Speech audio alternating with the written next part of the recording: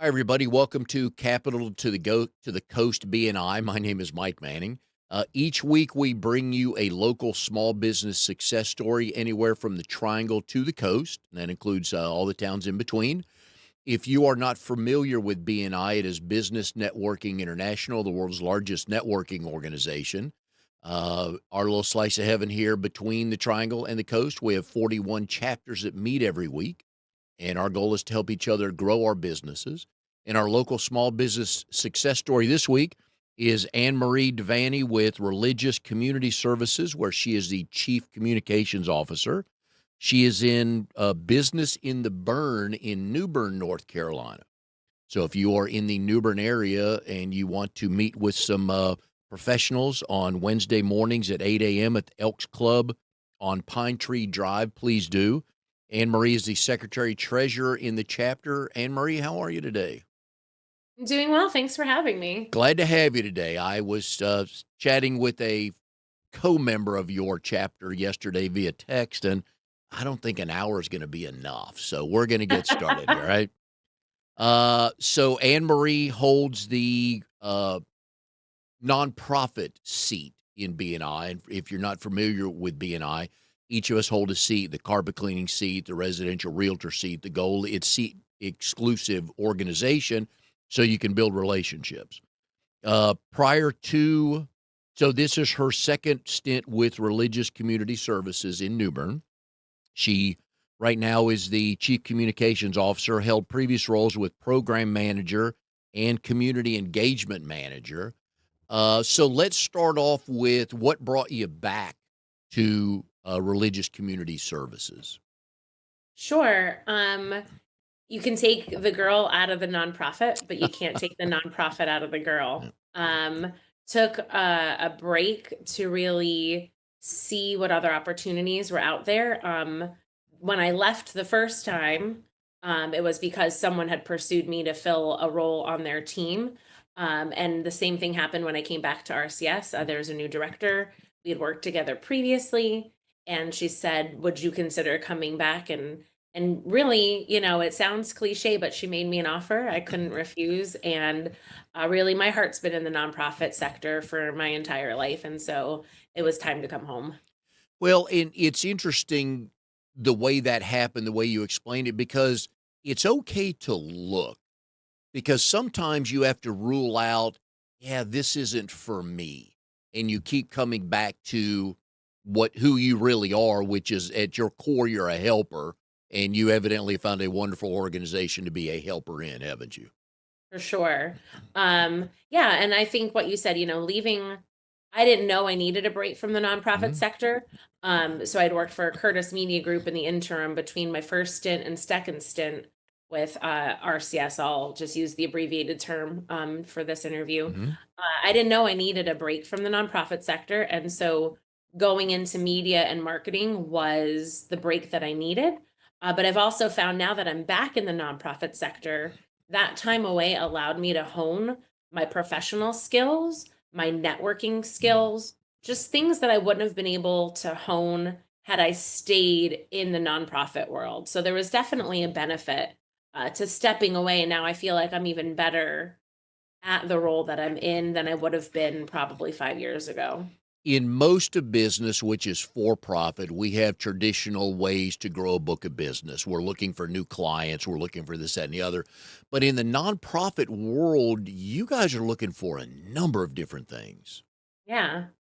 And our organization in particular, it's anywhere from hard donations. So we address food and housing insecurity and clothing insecurity. So people can donate food, clothing, they can donate their time. As all nonprofits, we always welcome cash Mhm. donations and things of that nature. But yeah, when it comes to a nonprofit organization, what we're looking for is vast. Which for me it makes it exciting because no 2 days look the Yeah. same. And in your role, though, your job is not only to help get the word out to get those resources, but just kind of jumping knee deep into the community. Yeah, my a large part of my role really is just to be as invested in the community as possible. So oftentimes we're doing great work here, and if we don't tell people about it, then the next thing is on their radar. So in nonprofit, especially in New Bern and Craven County, there are a number of nonprofits that need the community's support. So it's important in my role to make sure that we stay top of mind, just like any other, I mean, just like any for-profit business, top of mind awareness is key. Just in my situation, not promoting a certain product, I'm keeping stories top of mind. I'm keeping impact top of mind, and then that draws people into the mission, the programs, the services, get people to volunteer. And that's really where we like to start. That's the beginning of our donor cycle. Start with volunteerism, and as people fall in love with the mission, then they're naturally going to give. And that's, I think, a lot of people can kind of find similarities between the nonprofit sector and the for-profit sector in that regard. People don't always buy a product the first time you show it to Mm. them. You got to get them intrigued, tell them why it matters, and that's how you get clients. And it's the same for us. I would imagine with the new people you bring on that are at one of your events or donate something and get a very nice handwritten note back, that kind of changes their thought process and eventually will change their life the way they spend more time with you. For sure. And one of our biggest things is when people do make those donations or do have that first point of entry. The thing that I like to promote, and I've even been doing it in BNI, I don't have any specific asks when it comes to the weekly meeting. The biggest thing I'm promoting is come and take a tour. Our facility takes up an entire city block. So it's a vast campus where there's a lot of programs and services happening. And so really, just showing people where impact happens, I think is really important. Actually, I have a one-to-one this afternoon with a fellow member, and we're going to tour the campus and just show him what we do here. And he wants to see how his church can help support the organization and vice versa. So yeah, it's very exciting. And who's your one-to-one with? Mike Reynolds, and so Oh, I like he, him. He is for sharp. people that don't know Mike, he holds our pressure washing seat. Mhm. But as people, find, it's not just about the seat people hold, it's where they're connected in the community. So Mike's also a part of a very big church in the community, Seastone Church in James City. And so they're very much about meeting people where they are and helping. And so I'm really excited to see how he and I can partner. And that connection would have never happened without BNI. Yeah, he's on my list. I've got, I do this every week, so he's on my list. He is a sharp young man. Yeah, he is. It's definitely an asset to the team. Not just for, the skills he brings as a pressure washer and his attention to detail, but Mm. he is definitely a leader. He's on the leadership team. Definitely brings a lot to the Right. table. Very fortunate to know him. What is the name of his company? Pro Wash Pressure Washing. All right, folks, if you're in the New Bern area, you need some good work done, give Mike a call. Look him up Um, on Facebook. You'll see yep. before and afters, and he Oh, does yeah. incredible work. A sharp kid, and I say kid and all that with ultimate respect, but because Yeah, I got 2 sons older than him. So, comparatively, right? a lot of times in nonprofits, we don't really talk competitors. In the profit world, everybody's got them. But in yours, a lot of nonprofits do some of the things you do. What are kind of the conversations you get into that separates you from what some of the other folks that are doing very good work in the New Bern, Craven County area? Yeah. Um, wow. So I could take that question in so many different um avenues. I think when we talk about competition, at least in this sector, the nonprofit community is very different than you probably would see in the Triangle or other parts of the state. We're really going after the same dollars. So I think that's where competition kind of comes in, especially for sponsorships. What I do enjoy though about New Bern is there is really a sense of collaboration. So when it comes to food insecurity and housing insecurity, that's the lane that we try to stay in. If there are other services that people need, maybe it's being physical. We'll refer them to the Twin Rivers YMCA where they can apply for a scholarship and get a gym membership. We're not trying to meet that need.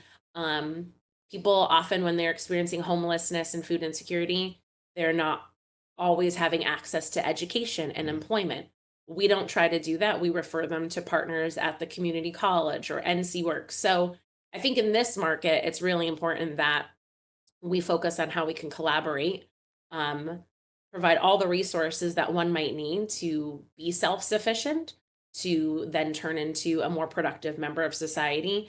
Um, and then remember that while dollars are limited, everyone has what speaks to them, at least from a donor mm, standpoint. Um, Donors have things that align with their mission in life, their values, their faith. And so making sure that we remember there are donors out there for everyone for those dollars. So I think that answers your mhm. question. Yep, no, exactly, because not many of us have ever been in the nonprofit world, and we don't stop to think about there are many organizations helping people, and Yeah. no surprise that you guys do talk with each other and just try to help the community, which I like that a lot. What is a normal or average work week like for you since you have many missions each week, and I know that changes? Yeah. Um, so just if I glance up at my calendar, this morning I met with team members to go over our volunteer management system that I'll be helping with. So even though I don't work directly with volunteers, it is a part of communication. So that was this morning. This afternoon, I'm going to meet with a caterer for an upcoming event that we're planning. We have an annual gala. So meeting with a caterer this afternoon.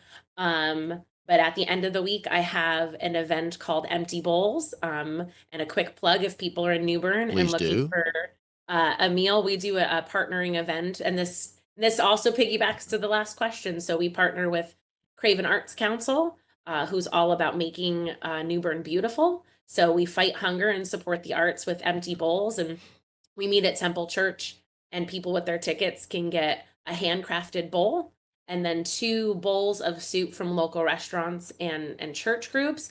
So all of that to say my week is very vast. I'll have BNI in the middle of the week. So a lot of meetings, a lot of planning. Yeah, and then even but like then I look at my calendar next week and the director and I will be in DC for something called Hill Day, where we're going Yep. to approach our state legislators to talk about how we can advocate for programs and services for those youth that are experiencing homelessness. So, Mm. um, another reason why I just love this job. No 2 days look the same. So that's kind of a snippet into the last 2 weeks of February for me. Anywhere from planning a future event, Mm. hosting an event this week, going to a legislative event next week. So Mm. yeah, it keeps me busy. I love it. So you like moving at 100 miles an hour, don't you? I do not like being at a desk, for purposes like this is I love I'm networking now, right? Yes, So, yes. anytime I can be with other people, I'm at my best. If you were to put me in an office for 8 hours and Yeah, tell me to work by myself, I yeah. would you'd probably find me in the fetal position at the end of the day because I need to be with people. That's why I'm I love BNI. I'm with you on that, yeah. Yeah. So you're in the RCS offices right now. Yeah. I understand you also have a second office in town. Do tell. So, for those that know and love me, know that I love Grandma Brew. It's a coffee shop, locally owned coffee shop. Within minutes, I can walk to it from my house. And if I want it on a warm day, I can walk there from the office. But um, it's just this lovely, it's been open for several years now, but it's just, I love coffee, but more so, I love the atmosphere. And I do all my one to ones there. And a lot of people, I have to say, I've probably brought a lot of business to Crema Brew because of BNI, because it's one of those. I probably seem too young to reference Cheers, but for me, that's what I think of. Like I think of Cheers Very when I good. think of Crema Brew, where everybody knows your name. Yep. So yeah, I want to be an honorary member of their staff, but they won't let me yet. So hopefully, maybe when I retire, I can be a barista slash Ah. baker in their kitchen. But I've got a lot of years until retirement. Do they have the Anne Marie table for whenever you walk in? There's not a placard yet. But I will share one story. So there was one day that I came in and the owner, Donovan, was having his lunch at a table that I like to use, and he asked if I wanted, my table. And even the owner, took his lunch elsewhere. So I guess I have a table. Very nice, very nice. Yeah. All right, so your mission then is you have 18, 20 different things going on, meeting people, getting volunteers, events, things like that. Yeah. When you left there when you left there to go to Curtis Media, Yeah. was that a complete hard stop and a brand new start for growing a book of business? For growing a book of business, yeah, a lot of transferable skills, I was able to take with me, but, yeah, there wasn't really I didn't bring people from RCS to the radio station. I think just being involved in the community, being involved in the chamber and other networking opportunities, and I joined BNI as Curtis Media as Mhm. the radio rep, but yeah, I was able to inherit a couple of accounts when I got there. They were gracious enough to give me because I replaced someone who went on maternity leave and wasn't coming back. So I got her book of business, but really had to build it myself. So yeah. What'd you learn about that? How that was different from RCS and even the Salvation Army, Mm. which you were there before? I think the biggest difference for me was that I always felt like I was Mhm. asking for money for myself. Um, People know that they need to advertise, but at the end of the day, when someone in a commission-based job is approaching them, Mhm. it's kind of battling those misnomers, that I wasn't there just to make a sales call. Um, so I think that was the hardest thing for me because when you approach people to give money for a nonprofit, you're pulling at their heartstrings and Yes. saying, no one wants people in their community to be hungry, right? No one Mhm. wants people to be homeless. So the ask is a little bit easier because people are supporting um, those bigger humanitarian needs, but then calling on someone to share a piece of their marketing pie Mhm. with me, it was a little bit more difficult. And then those are regular asks, right? So in a commission based radio job, um, as opposed to nonprofit. For nonprofit, hey, will you sponsor this event? It Mhm. happens once a year.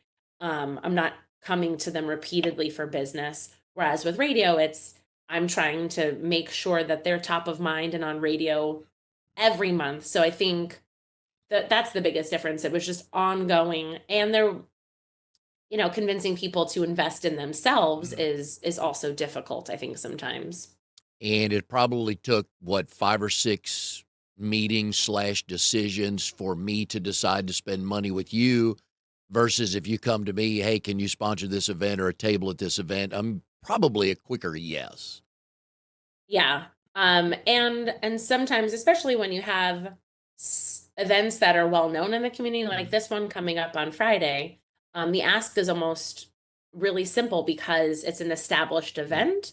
And so people are almost anticipating the ask. So as long as you don't get to them too late where they've already spent their money, um, typically it's easier to get someone to say yes once or twice. But yeah, you've got to stay persistent when it comes to Yes. radio and advertising. Even though people know that they need to do it and they know they need multiple funnels, Mhm. still convincing them and getting. I think the thing too is getting to the decision maker. That's Yeah. that's no different in both sectors. That is something very similar. Is you got to make sure you know who the person is that can write the check. Mm. Oh, yeah. Um, yeah, you got to make sure you're getting to the person who can say yes. And what transferable skills in that world came with you back to RCS that you applied?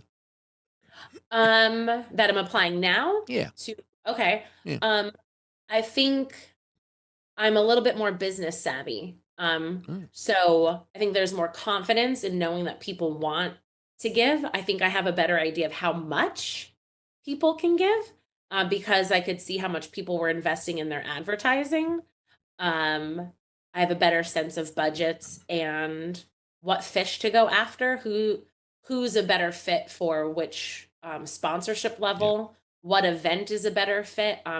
Getting to know businesses better from the for-profit sector, I think is really helpful coming back into this role. And then also I'm handling the website, social media, So not just events, but just making sure we're top of mind when it comes to our engagement. And so also seeing what marketing and advertising looks like in the Mhm. business sector and stealing some tips and tricks um, there. And actually, and this is another BNI connection. They haven't taken the seat, but through through my work at Curtis Media, got to know a gentleman that does marketing and advertising, and his role for the business he works for didn't really get a lot of business from him for radio, but made a really good connection. And now he has updated our website. We're getting ready to finalize it, but he's done that as an in-kind donation. For anybody listening that doesn't know much about in-kind donation, he's giving us his professional skills and labor at no cost to the organization. So Nice. I think making those relationships outside is also has been very helpful in this seat with RCS now because I know how to farm things out and trade things. That's been really great. And it matters. I mean, that you can cover more ground doing that way. And again, people are we can give time Yeah. a lot easier than we can give money, depending on and granted, giving in kind is still it's not revenue lost, but it's still I know it makes them feel good when they're able to do trades like this. Yeah, and it saves the organization money, and Mhm. then at the end of the day, when people visit our website, his marketing company is gonna be listed on the bottom of every page, and Yep. so that's advertising for him, and so who knows who's gonna see our website, love the work that he's done, and because we've worked together, that might down the line, give him business that he wouldn't have had otherwise, Mhm. and I use him for, he's gonna be a substitute for me in March, Okay. when I go on vacation, so, yeah, everything kind of overlaps, and I love that. I hope this is gonna be a week-long cruise somewhere. Actually, we're going to Canada. Oh, My sister-in-law, so spring break, it'll feel like winter break yeah. instead, 'cause, Yep. but my husband's sister married a Canadian. And we haven't seen her since the wedding in 22. So it was fall of 22 when she got married, but they just had their first baby in Nice. November. And so, yeah, we get to spend a week in Ottawa. And it'll be spring in theory. Okay. So Yep. it'll still be winter, but it'll be winter in Canada. So I think it'll be Yep. prettier. And this is your chance to let the baby know that you will always be their favorite aunt. Yeah. And the only one though, because her husband doesn't have any Mhm. sisters. Okay. And I don't think no, maybe one's married. But the husband doesn't have any sisters, and Mark's other sibling is a boy. So Okay. I get to be the one and only favorite aunt. There you go. We like that. Same thing I say to my son. He's my favorite son, and he reminds me I'm your only son. Yeah. Well, I tell my we have 2 boys, and I've told them for years, every now and then I'll say, "Oh, they're Travis and Cameron." Like, "Oh, Travis, you're my favorite." And Cameron will go, "What about me?" I said, "Well, look what your brother just did for me. He's the favorite right now." It depends on the day. I know. What have you done for me lately? So if I am Mike, the resident of New Bern, versus Mike, the business owner, and Anne Marie Mm. calls me for whatever reason, who are you likely to hear back from quicker?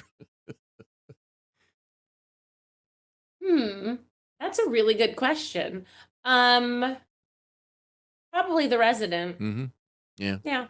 'Cause I know at Curtis when you're with Curtis Media, and this is not a knock on Curtis Media, it's just the corporate No. world, Yeah. I'll get to that. It's Monday, let me and yeah, so I would imagine when you call, especially people that have been part of RCS, and you're calling to remind me, "Hey, Mike, just wanna let you know, event's coming up again. Oh, we also have this."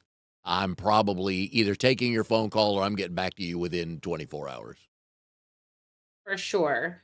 Um, but under our new leadership too, I think our model is really healthy where because there was an interim director, we're just making sure right now to thank people Mhm, for their support over the years.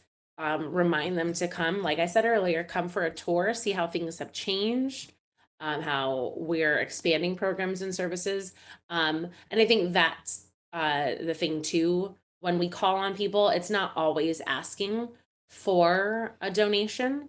Mhm. Sometimes it's just, hey, we want to let you know what's happening. Yep. And there's no hard ask. And I think because we're building those relationships, when the ask does come, people are more likely to say yes because we're maintaining a relationship. It's not Mm. just calling on people once a year to open up their checkbook. So that makes a difference too. Yeah, and from a business standpoint, more times than not, you're just waving at people, "Hey, we're still here. Want you to know we're interested in your business. Here's what we have going on."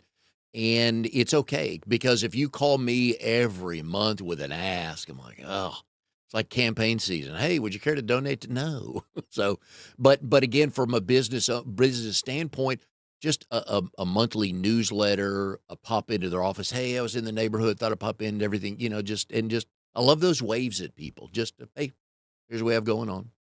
So, Yeah. I like that. To let people know that we're thinking about them Yep. outside of an ask, I think makes a big difference. People then feel seen Yeah. and valued. Yeah.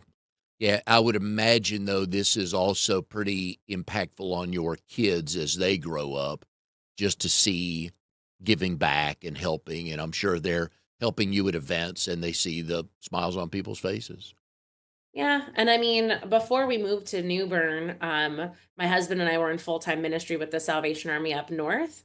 So this is a part of our family DNA where we're always giving back, always serving. Kids have grown up in the church and finding ways to be a part of things. And even last week they had a couple teacher work days, and the girls were bored at the house because there's only so many hours of Netflix one Yes. can watch, and so they helped restock the pantry, and did a little bit of work in the warehouse. So then being able to see, how we're helping Mhm. and do things in a practical way. That's what I like about the organization too, where my kids are more than welcome to join the mission, and their tasks Mhm. for an 8-year-old. That's my youngest. We've got volunteers as young as 8, all the way up to probably 98 in the Nice. organization. Yeah. Yeah, and I like that from a kid's standpoint also, just adult interaction in a casual setting, so they're not being peppered with questions like we do to little kids, like, "Hey, how's your day? Do you like school?" Blah, blah, they get tired of questions, but just, your little one does some work and somebody there pats them on the back, say, "That's a huge help for me, thank you." Yeah. Yeah. It's really rewarding. All right, so I also, like to ask guests on the show that are married. So your husband's name is Mark, Yep. and, I ask you, how did you 2 meet, and do you both tell the story the same way? Um, He'll usually defer to me if we're in a group setting to tell the story. But pretty typical, it'll be the same story. So like I said, we were in the Salvation Army in ministry before we moved south. And so we met, actually it was a preview weekend. So the Salvation Army has their own kind of seminary. And so there's a preview weekend. I was a student, he was a prospective student, and we both had mutual points of contact, and it was actually another couple.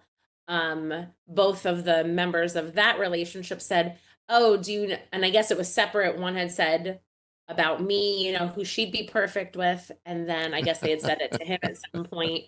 Um, and we just crossed paths a couple times during that weekend. I didn't know I was being set up. Um, I I had no clue, Yeah. and by the end of the weekend, I guess I had caught his eye, the Friday night of the weekend. I was on the worship team, and apparently I was just a little bit more physical in my, singing than the other gals, and he'll tell you that that's what caught his eye on Friday night. By Sunday afternoon, he found me, I was doing, I think I was vacuuming or something because I was a part of the cleanup team because I was a student. Um, and this was in the days of AOL Instant Messenger. Yes. And so he just hands me this piece of paper, and it had his instant messenger name and his regular name. And then he just handed it to me and walked away. Wow. And I said, don't you need something from me? He's like, no, I know how to find you. Um, And, then it was a Super Bowl weekend. He's a Patriots fan. Um, and so they were in the Super Bowl that year. That was 2007. 8? No. They were in Yeah. so many, yeah. Yeah, the one of the years that they but I don't think they won that year. They I lost think to the Giants. they lost, and so that was what I had messaged him because I guess we did a prediction earlier that weekend about what the score was gonna be, and I jabbed him about, "Hey, what about your prediction?" And his team it was a good thing his team lost that year, though, because I think if they hadn't lost, I might not have reached out. And yeah. Ah. And then by that fall, we were engaged, and yeah, so that was 2008 because by that fall, we were engaged, and a year and a half later, we were married, 2009. Alright, so hang on a sec. Football is played in the fall. Oh, the Well, this was Super Bowl was the okay, Super so Bowl was January. Gotcha, okay, so alright. February, yeah. Alright, so where was the actual first date? So in Nanuet, New York, so Rockland County, um, big mall there. He was so it was a long distance relationship. He was in Connecticut and I was in New York. But it was only about a 2-hour drive because everything is much closer in the Mhm. north than down here. So you can span states in a matter of hours, where here Yeah. doesn't happen. But we went to the mall and we ate and we went bowling and we went to the Lego store. So it was very, Mm. very, very low key. So, who won the bowling? Do we remember? No, probably Okay. him because I'm not very good at bowling, but I think that was just something to do. I Yeah. don't wasn't Yeah. very competitive at all. If you talk to Mark, he'll just remember that I was chatting with the group of ladies next to us, that I was just being the social Yeah. butterfly that I am. I was making friends with everyone else in the bowling alley. So, when did you know this relationship was going somewhere? With me, it was in the first month. Okay. Um, I knew that he was the one within that first month. It took him a little bit longer, Mhm. as it typically does with the men. Um, but he proposed Halloween weekend, so In costume? no, thank God. But it'd be a much better story, wouldn't it? I mean, it would well. I'd So the story is, so he'll tell you the engagement story is the I feel bad for him. He tried to propose to me 3 times in the same day. My friends I didn't have a car, so my friends brought me to meet him, because I was gonna spend the weekend with him and his family in Connecticut. I invited them to dinner, Mhm. and I didn't realize that he was gonna try to propose to me at dinner that night. So, opportunity 1 foiled. Yep.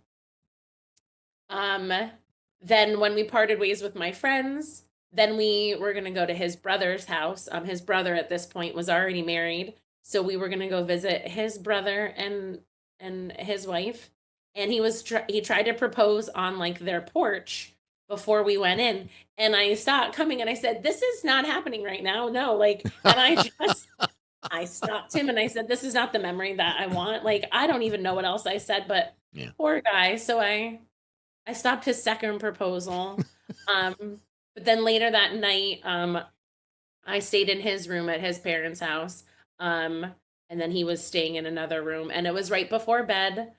He was saying goodnight to me and knelt beside the bed. And the third time, I guess, is Nice. the charm, There was not gonna be a 4th time, but a good thing it happened right on the 3rd time, right? right? Because he probably would have returned the ring if I foiled any more of his attempts. And none of your friends, nobody knew this was coming. No, So they couldn't yeah, alright. yeah, That's no even one better. could head me off at, "Hey, Anne Yeah, Marie." nice. Yeah. So how does a, young in-love couple leave the friendly confines of the snowy North to come down to New Bern? We had vacationed here, a Ah. couple times in Fairfield Harbor and fell in love with the area. Mhm.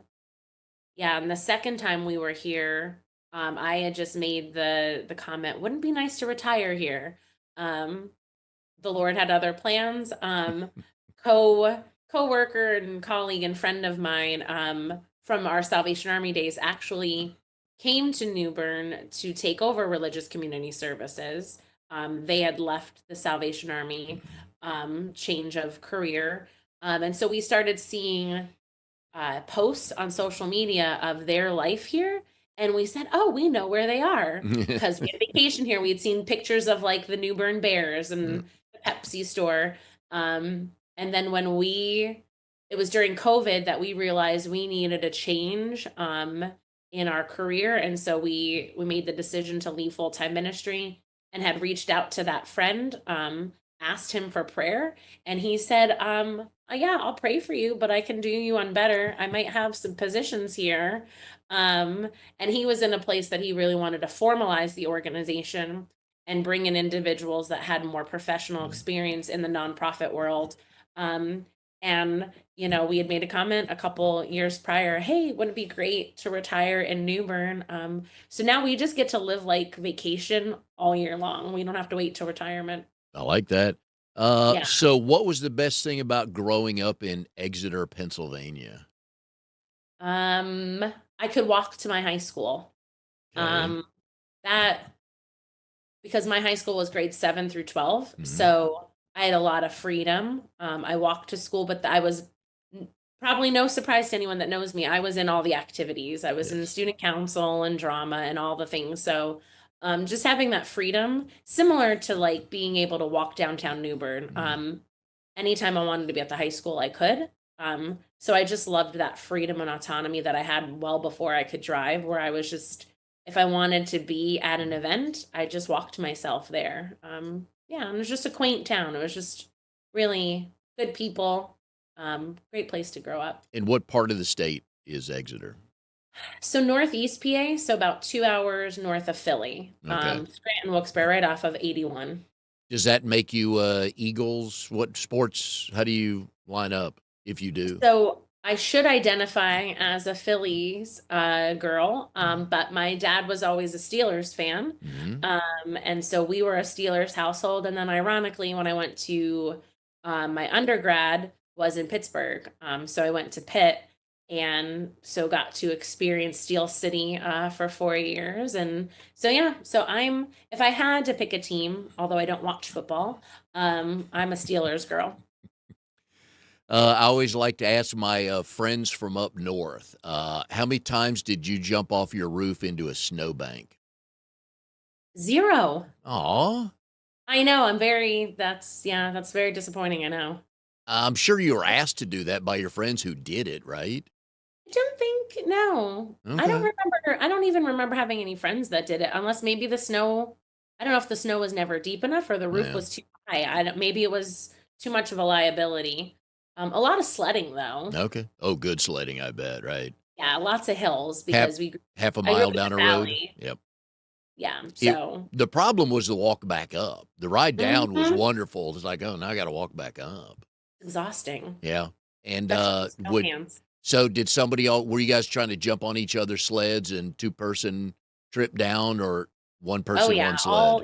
and the sleds are never big enough, or you No. have the disc sled that, yeah, or trying to do a makeshift sled. Yeah. Doesn't work. So I went to school at the University of Tennessee, and Knoxville is in a bowl. It'll snow in the Smoky Mountains all around Knoxville, but by the time that weather gets to Knoxville, it sits so low it turns into ice.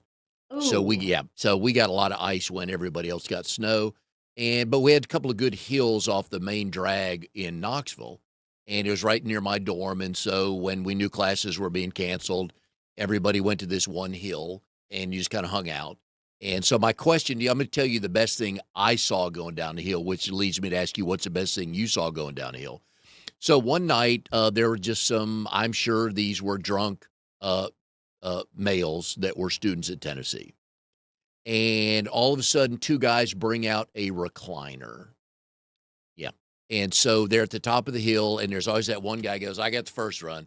So they sit him in the recliner, and everybody's dying laughing. They get us do a countdown, 3, 2, 1, and his 2 buddies push him to start going down the hill, and he got maybe 10 or 12 feet from when they pushed him, and he just pulled the arm back and just laid out, back in the chair like that, and all of a sudden, it just started ticking to the left. There's nothing he could do, and he just went knees over elbows when he hit the curb, and the chair stopped, and he just got up doing the Rocky, it's like it was one of the best things I've ever seen somebody go down gosh. ice on. So what did you guys used to do to make a sled? I mean, thinking about college and when we'd have snow days, I think the most adventurous people got were taking the lunch trays out of the Yep, cafeteria. yep. That No, I don't remember anyone bringing out any lazy boys. No, we Yeah. were. That was a classic movie. I've not That's seen it since. crazy. So Yeah. I always like to give public service announcements. Some are worth a penny and some aren't. So for those of you listening that are getting ready to go to college, and you may be going somewhere where it snows, App State or somewhere where it snows, right? You get the tray from the cafeteria in the fall because they're not guarding the door. Don't be stupid freshmen. And the first Tuesday of the winter quarter, you walk out with a tray because there's somebody standing there at tray, go back in. So in the fall or in the spring, get your tray because they're not looking for people stealing trays. Yeah, because you're eating lunch outside, you know? That's my public service announcement. So do it when they're not, when they least expect it. So, but yeah, those were fun. I mean, we had a blast. There were a bunch of hills in Knoxville, and I laughed one time. I saw a guy just fall and he must have broken. It looked like he broke about 30 bones in his body. So when he slipped on the Oh, ice, I could not have laughed any harder till about 3 weeks later. I did that, and I've not laughed at anybody since. that's funny. So it hurts. Um, Salvation Army. That was right out of college. Yeah, I went to school right out of college. Yeah. After yeah, right in the fall after I graduated. And the role there was what? So in the Salvation Army, if you're not familiar or other people aren't familiar, our role was in a ministry role. So I went to school for 2 years and got my ordination. So became a minister.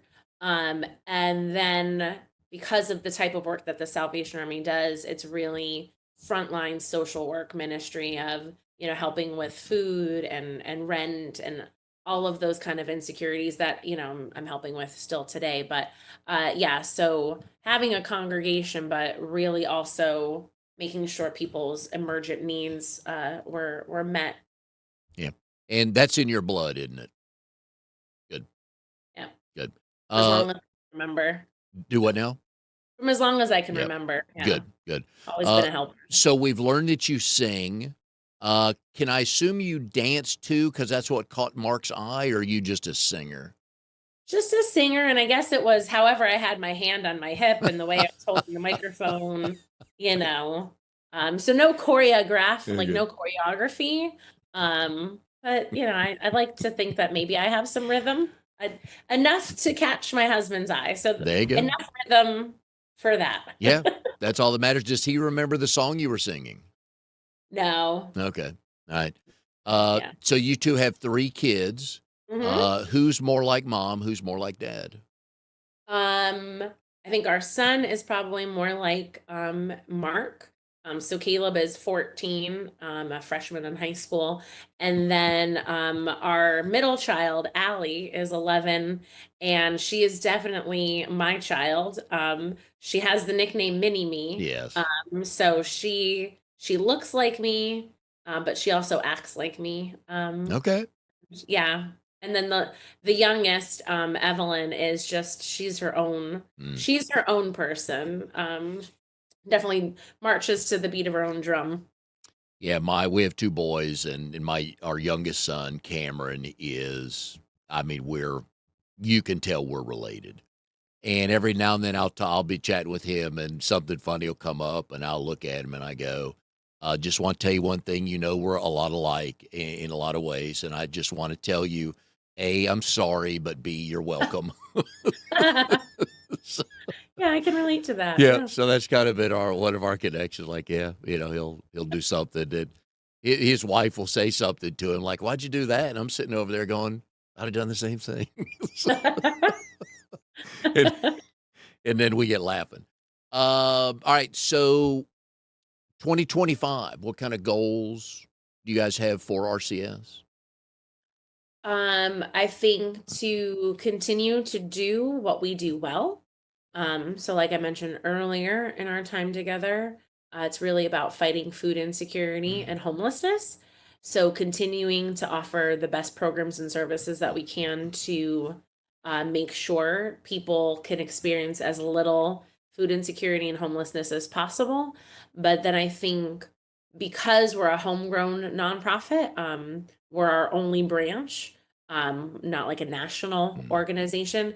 Because of that, we have the freedom to expand programs and services as we see needs arise. So one thing that we've added that we're excited to offer is a recuperative care wing. So for individuals experiencing homelessness, should they have maybe an illness or an Mm. injury, maybe a minor surgery, nothing that requires hospitalization, but they definitely don't need to be out in the elements and not in some proper housing. So saying, okay, we have sheltering programs, but what about those individuals that need some kind of recuperative care? Being able to offer a section of our campus where someone can recuperate. So, yeah, I think just making sure we do what we do well and then figuring out where there's other opportunities to meet needs in those similar areas. And continuing to let people know what we're doing and how they can get involved and how they can support us because we're really a volunteer based organization. We rely heavily on individual donors and businesses. We do get grants, but a lot of our support is from churches and the community members. So yeah, that's what 2025 is looking like so far. So if somebody watching the show is wanting to go to work for a nonprofit, because Yeah. they, like you, it's in their blood, but they don't have a job with a nonprofit yet, what's how about a nugget or two on how they should approach that? Yeah. So one idea I've had for a long time, especially with people that have professional skills and want to help nonprofits, consider contracting yourself out. Um, Ooh, I like that. Oftentimes, I'm very fortunate that we have our organization is large enough to support administrative positions like mine. But it's not often that a nonprofit can support a chief communications officer. Usually, the things that I'm doing, it's something that a lot of executive directors are doing, or someone who's doing client services. So I think if someone has a skill set that would be beneficial to a nonprofit, I would highly recommend contracting yourself out as whether it's if you're great at writing and want to take a stab at writing grants to Mhm. help an organization get funded.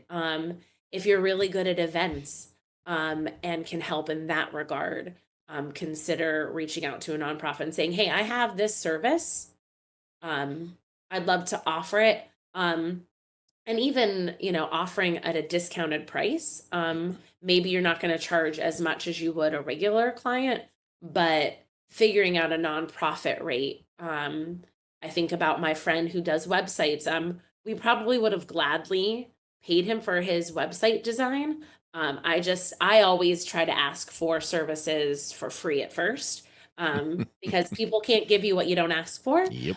Um, but if you see a website that needs updating, and I'm thinking of all the areas that I'm particularly geared towards when it comes to marketing communications, but a lot of nonprofits need handyman skills, but they can't afford to have someone on staff. So yeah, if someone wants to get involved professionally with nonprofits, I'd go that route because you could probably you're doing social media management. Mhm. Maybe one nonprofit is obviously not enough to support you, but you could probably build a book of business using several nonprofits, and that gets you connected to a cause bigger than yourself, but using your professional skills and experience, um, and taking a burden off of a nonprofit where they're doing a lot of that stuff themselves, I in between all the other things. Yeah. I like that because it's an easier barrier of entry in because they'll take, hey, yeah, we could use 10 hours a week and it won't break their budget or anything like that. And then working into stuff. I like that. Yeah. If somebody who has never really volunteered for a nonprofit before, how do they go about finding kind of the one they'd like to volunteer for?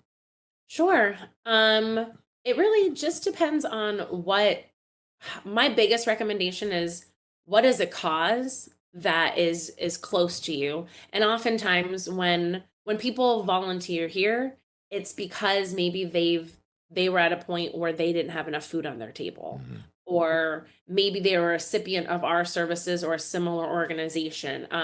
So I think finding a nonprofit whose mission aligns with your personal values is the most important thing, because any of us can do tasks.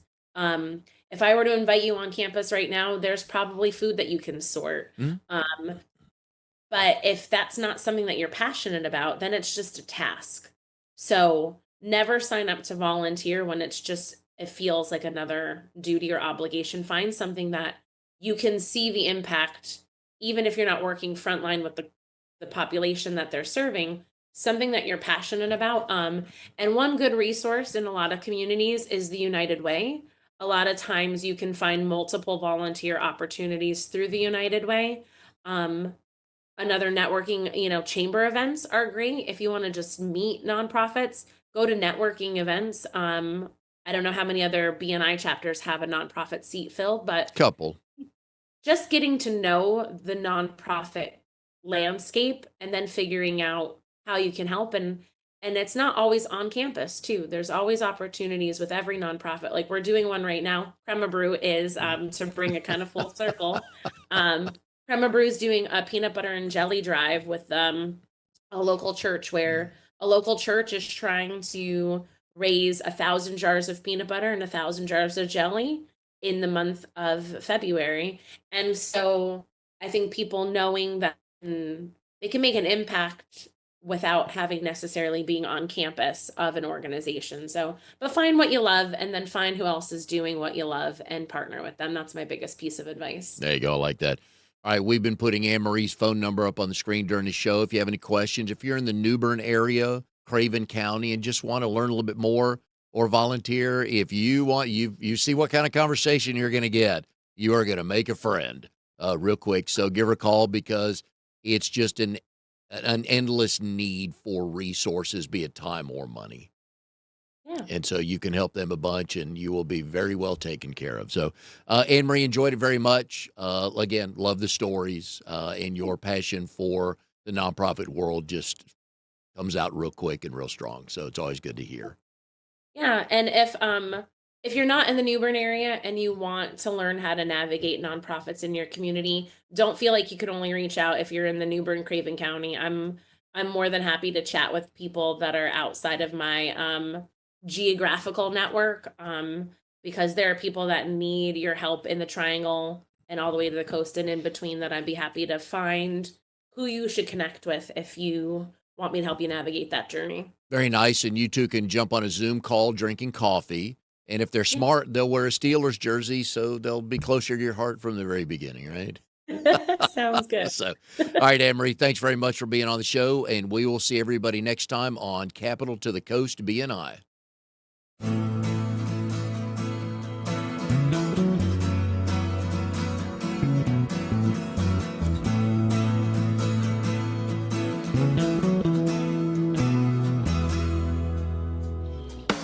You are tuned to the Nissan Communications Network.